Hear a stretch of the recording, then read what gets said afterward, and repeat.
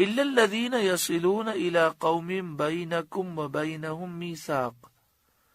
مگر وہ جو ایسی قوم سے تعلق رکھتے ہیں کہ تم میں ان میں معاہدہ ہے، یعنی وہ منافقین کا تعلق اس قبیلے سے ہے جس سے تم نے معاہدہ کیا ہوا ہے کہ ہم تم پر حملہ نہیں کریں گے، تو ایسے لوگوں کو قتل نہ کرو، مگر دوستی اور محبت کے تعلقات وہ تو ہر حال میں منع ہے۔ یہ استثناء قتل کی طرف راجع ہے، کیونکہ کفار و منافقین کے ساتھ موالات کسی حال میں جائز نہیں، اور عہد سے یہ عہد مراد ہے کہ اس قوم کو اور جو اس قوم سے جا ملے اس کو امن ہے، جیسا کہ سید عالم صلی اللہ علیہ وسلم نے مکہ مکرمہ تشریف لے جاتے وقت ہلال بن اویمر اسلمی سے معاملہ کیا تھا۔ نبی اکرم صلی اللہ علیہ وآلہ وسلم نے کسی سے یہ کہہ دیا کہ تمہارے لیے امن ہے اور جو تم سے مل جائے اسے بھی امن ہے، تو اگر یہ منافقین اس قوم سے ملے ہوئے ہیں تو ان پر تم حملہ نہ کرو، ہاں تمہیں دوستی رکھنے کی اجازت نہیں ہے۔ او جاؤکم حصغت صدورہم ان یقاتلوکم، یا تمہارے پاس یوں آئیں کہ ان کے دلوں میں سکت نہ رہی کہ تم سے لڑیں، اپنی قوم کے ساتھ ہو کر، اپنی قوم سے مل کر تم سے لڑنے کی ان میں طاقت نہ ہو۔ او یقاتلوا قومہم، یا اپنی قوم سے لڑیں، یعنی یہ منافقین تمہارے ساتھ مل جائیں اور تم سے مل کر اپنی قوم سے مقابلہ کریں، اس کی بھی وہ سکت نہ رکھیں،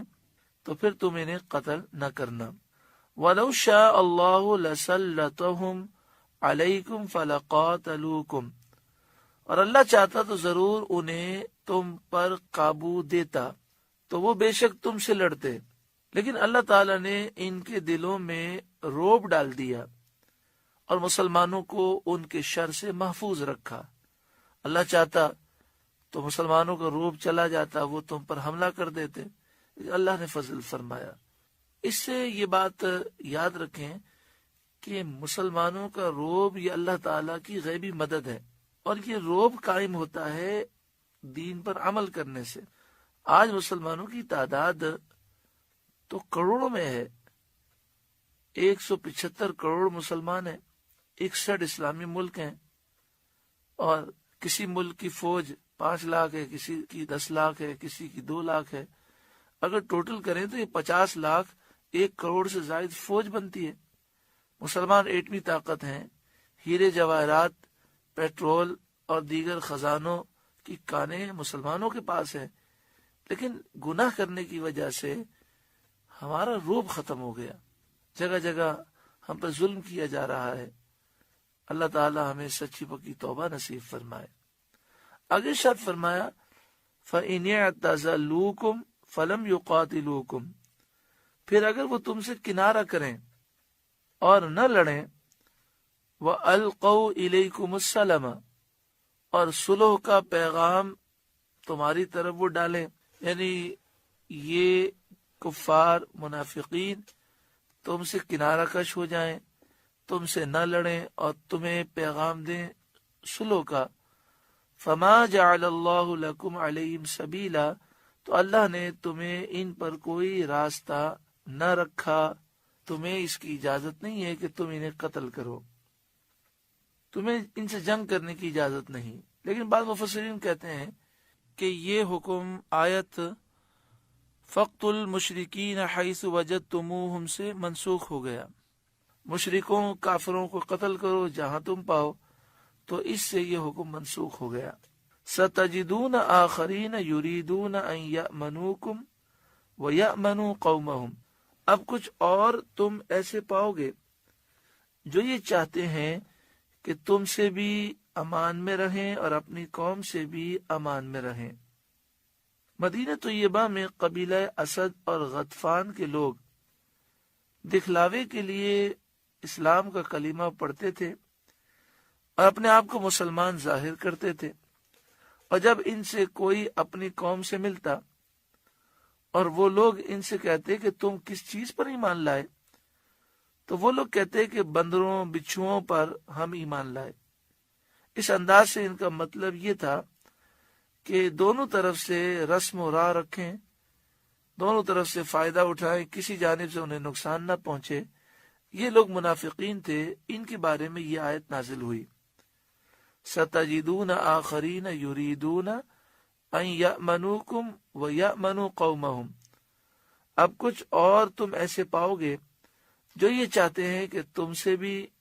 امن میں رہیں اور اپنی قوم سے بھی امن میں رہیں۔ كُلَّمَا رُدُّوا إِلَى الْفِتْنَةِ أُرْكِسُوا فِيهَا، جب کبھی ان کی قوم انہیں فساد کی طرف پھیرے تو اس پر اوندھے گرتے ہیں۔ ان کی قوم انہیں شرک کی طرف بلائے یا مسلمانوں سے جنگ کی طرف بلائے تو یہ شرک کی طرف جاتے ہیں،